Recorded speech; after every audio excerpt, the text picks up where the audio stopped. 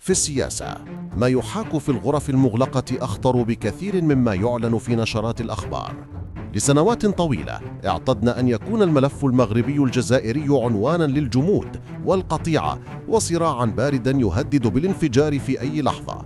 ولكن تخيل للحظة أن هذا المشهد الثابت قد ينقلب رأسا على عقب في غضون 90 يوما فقط.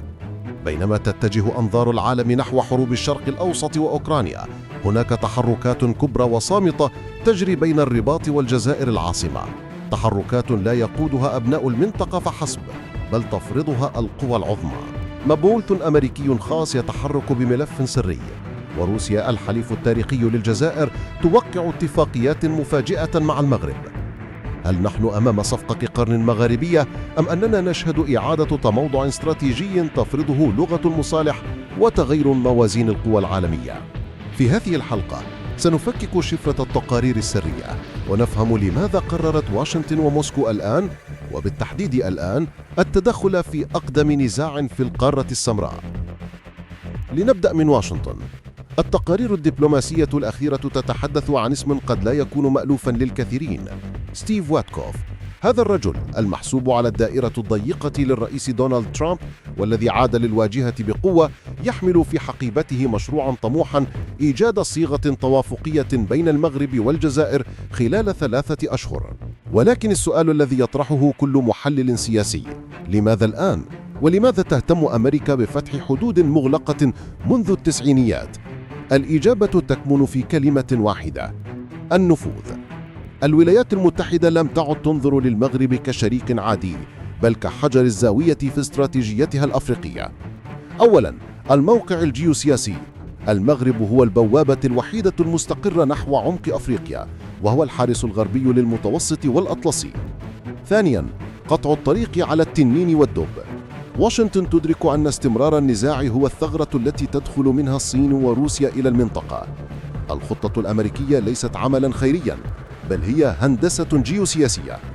واشنطن تريد منطقة مستقرة خالية من النزاعات لتكون قاعدة انطلاق لاستثماراتها ومواجهة التمدد الصيني. والشرط الأول لهذا الاستقرار هو إغلاق ملف الصحراء نهائياً، وهو ما بدأت واشنطن بالفعل باعترافها بمغربية الصحراء عام 2020. إذا كان التحرك الأمريكي متوقعاً، فإن المفاجأة الكبرى جاءت من الشرق، من موسكو. لعقود كانت الجزائر هي القلعة الروسية في شمال أفريقيا ومستورد السلاح الأول، لكن المراقب للمشهد يرى تغيراً هادئاً وخطيراً في الموقف الروسي. مؤخراً جددت روسيا اتفاقيات الصيد البحري مع المغرب. الخبر يبدو اقتصادياً بحتاً، أليس كذلك؟ لكن الشيطان يكمن في التفاصيل. الاتفاقية تشمل مياه الأقاليم الجنوبية للمغرب. في العرف الدبلوماسي هذا يعد اعترافاً واقعياً ديفاكتو بالسيادة المغربية، حتى وإن لم يصدر مرسوم رسمي من الكرملين. روسيا دولة براغماتية لا تؤمن بالعواطف. الكرملين يقرأ الواقع.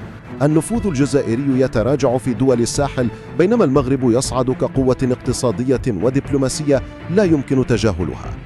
بوتين لا يريد أن يضع بيضه كله في سلة واحدة، وهو يرى في المغرب شريكاً تجارياً موثوقاً وبوابة لاقتصاديات الغرب الأفريقي. إنها ببساطة لغة المال التي تعلو فوق لغة التحالفات القديمة. ولكن لكي نفهم صعوبة المهمة الأمريكية يجب أن نعود للوراء. الجرح ليس وليد اليوم.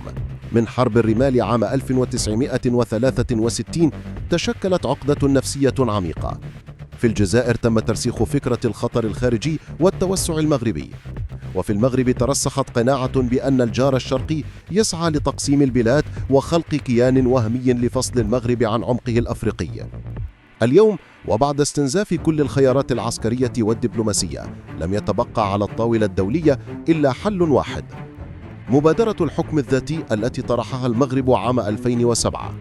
العالم بأسره من واشنطن إلى مدريد، ومن باريس إلى ألمانيا، ومن باريس إلى برلين، بات مقتنعاً بأن الحكم الذاتي تحت السيادة المغربية هو نهاية النفق. ببساطة، المقترح يعني أن يدير سكان الصحراء شؤونهم المحلية وتنميتهم الاقتصادية وبرلمانهم الجهوي، بينما تبقى السيادة والدفاع والعملة والخارجية بيد الدولة المركزية في الرباط. هذا هو الحل الذي تراه القوى العظمى صيغة لا غالب ولا مغلوب، التي تحفظ ماء الوجه للجميع وتنهي معاناة المحتجزين في المخيمات. دعونا نخرج من لغة الصراع قليلا ونحلم. ماذا لو نجحت الضغوط الأمريكية والروسية؟ ماذا لو فتحت الحدود؟ اقتصاديا يتحدث الخبراء عن ميلاد قوة إقليمية هائلة، تكامل بين الغاز الجزائري والفلاحة والصناعة والخدمات المغربية، سوق ضخمة تتجاوز 80 مليون مستهلك، وقوة تفاوضية ترعب أوروبا. ولكن الواقع يصطدم بجدار من انعدام الثقة. النظام الجزائري يرى في استمرار التوتر وقودا لشرعيته الداخلية، بينما يرى المغرب أن قضية الصحراء هي نظارة الوجود التي ينظر بها للعالم، ولا مجال فيها للمصاومة. في الختام، يبدو أن قطار التسويات الكبرى قد انطلق، والقوى العظمى لم تعد تملك رفاهية الوقت لانتظار حلول محلية. الضغط الأمريكي يتصاعد، والبراغماتية الروسية تفرض واقعا جديدا. المغرب اليوم يفاوض من موقع قوة مدعوما باعترافات دولية ومكاسب ميدانية، والجزائر تجد نفسها أمام خيار أحلاهما مر: إما الانخراط في تسوية تحفظ مصالحها الاقتصادية، أو العزلة في مواجهة تيار دولي جارف. الأيام التسعون القادمة قد لا تحمل حلا سحريا، لكنها بالتأكيد ستضع الأسس لشكل شمال أفريقيا الجديد. وأنتم، هل تعتقدون أن الضغط الدولي قادر على إنهاء هذا الصراع التاريخي؟ أم أن أزمة الثقة بين البلدين أعمق من أي وساطة؟ شاركونا آراءكم في التعليقات، ولا تنسوا الاشتراك وتفعيل الجرس لمتابعة تفاصيل هذا الملف الساخن. إلى اللقاء.